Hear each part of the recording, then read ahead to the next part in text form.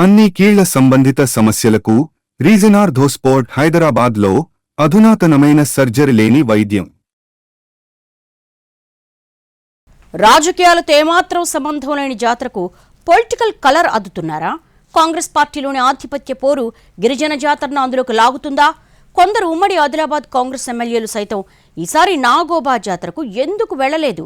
ప్రజాప్రతినిధుల మధ్య మనస్పర్ధల కారణమేంటి? దేవుడి జాతర చుట్టూ జరుగుతున్న పొలిటికల్ రచ్చ ఏంటి? దేశంలోనే రెండో అతిపెద్ద గిరిజన జాతర ఉమ్మడి ఆదిలాబాద్ జిల్లాలో జరిగే నాగోబా. ఇప్పుడీ జాతర ఆహ్వాన పత్రిక వివాదాస్పదమవుతోంది.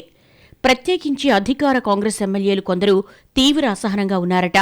ఇన్విటేషన్లో ఫలానా వాళ్ల పేర్లు పెట్టి మావెందుకు పెట్టలేదంటూ కోపంగా ఉన్నట్టుగా సమాచారం. అందుకే అప్పటి వరకు మహాపూజ కోసం హాజరయ్యేందుకు సిద్ధమైన ఓ ఎమ్మెల్యే చివరి నిమిషంలో తన పర్యటన రద్దు చేసుకున్నట్టుగా సమాచారం.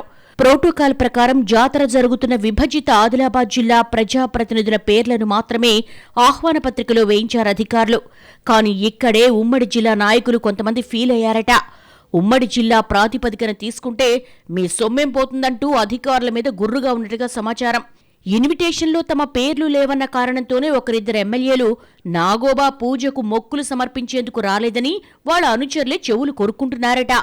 ఇదిలా ఉంటే తాజాగా జరిగిన దర్బారుకు ఏ పదవీ లేని కాంగ్రెస్ పార్టీ లీడర్లు కొందరు ప్రోటోకాల్లో హాజరవడం, మొన్నటి ఎన్నికల్లో ఓడిపోయిన నేతలు సైతం మంత్రి సీతక్క, ఎమ్మెల్యే వెడ్మ బొజ్జుతో వేదికను పంచుకోవడంపై సొంత పార్టీ నేతలే అసహనం వ్యక్తం చేస్తున్నారట.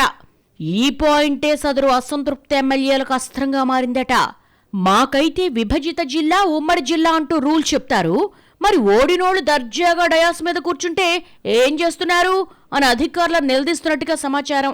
వాస్తవానికి నాగోబా దర్బారును గిరిజన సంక్షేమ శాఖ నిర్వహిస్తుంది. అంటే అది ఉట్నూరు ఐటీడీఏ పరిధిలో ఉంటుంది.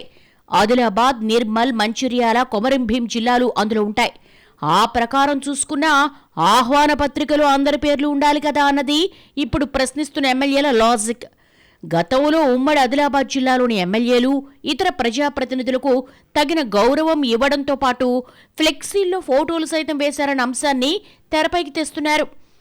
అసలు ఈసారి నాగోబా మహాపూజ దర్బార్ సందర్భాల్లో ఆదిలాబాద్ జిల్లాకు చెందిన ఎమ్మెల్యేలు 3 మాత్రమే హాజరయ్యారు.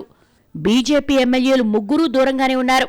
కాంగ్రెస్ ఎమ్మెల్యేలు ప్రేమ్సాగర్ రావు, వినోద్, వివేక్ కూడా జాతరకు హాజరవలేదు.